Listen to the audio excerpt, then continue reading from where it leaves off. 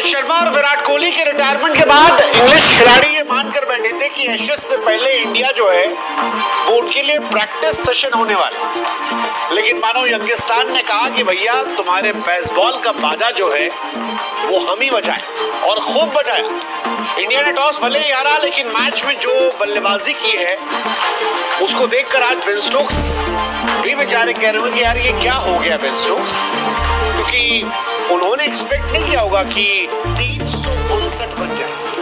मतलब फैंस को ये समझने में थोड़ी मुश्किल हो रही कि भारत के बल्लेबाजों की बल्लेबाजी इतनी बेहतर थी, या इंग्लिश गेंदबाज जो है वो इतने बेअसर थे, या अंग्रेजी पिचें भी अब पाकिस्तान की तरह हाईवे वाली पिचेस बन गई, क्योंकि तीनों बातें चल रही।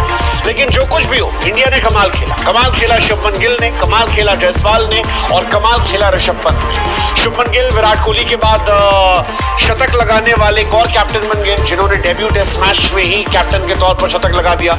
मैंने शुभमन गिल को कप्तानी मिलने पर भी कहा था कि कई बार जिम्मेदारियां इंसान को बेहतर बना देती, और गिल के मामले में ये बात बिल्कुल सटीक लग रही है, क्योंकि शुभमन गिल ने जो बल्लेबाजी की है वो कमाल की है। इस दिन की शुरुआत जायसवाल की पारी से हुई थी। जायसवाल और राहुल ने शुरुआत में जब गेंद मूव कर रही थी तब जबरदस्त पारी खेली। राहुल भी टिके, 42 रन बनाए। शुभमन गिल से पहले राहुल ने मोर्चा संभाला जायसवाल के साथ, और बहुत अच्छी पार्टनरशिप। लेकिन फिर जब राहुल आउट हुए उसके बाद साई सुदर्शन जो आईपीएल के हीरो थे आज डेब्यू मैच में 0 पर गए। प्रेशर था जायसवाल के साथ, और गिल ने उस प्रेशर को संभाला।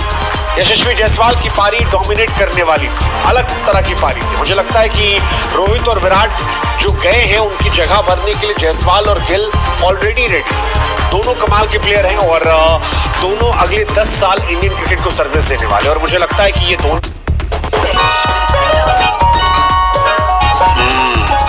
What goes into this, भाई? चलो पता लगाते हैं। वीजा इन्फिनिट के साथ get exclusive dining experiences at the world's finest restaurants. Enjoy life's best moments securely with Visa. The world has infinite.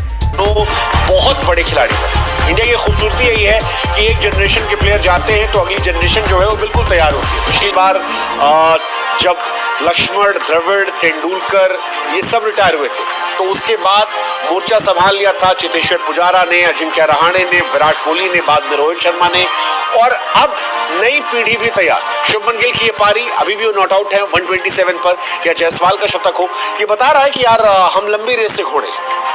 Rishabh Pant IPL भले ही फ्लॉप थे, लेकिन जब देश के लिए सर्विस की बात आई तो 65 रनों की शानदार पारी खेली उन्होंने, और पहले दिन कंप्लीट डोमिनेंस जो था वो दिखाई पड़ा। मतलब बेन स्टोक्स टॉस जीतने के बाद फील्डिंग करने को लेकर पछता रहे होंगे, बिल्कुल पछता रहे होंगे।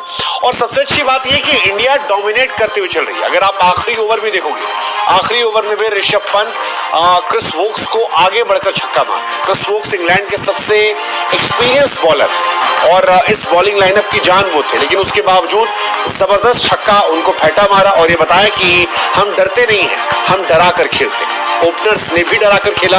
91 रन की पार्टनरशिप, और थर्ड विकेट की पार्टनरशिप जो है वो 129 रन की जायसवाल और गिल की, और चौथे विकेट की पार्टनरशिप भी 100+ की। तो ओवरऑल 300+।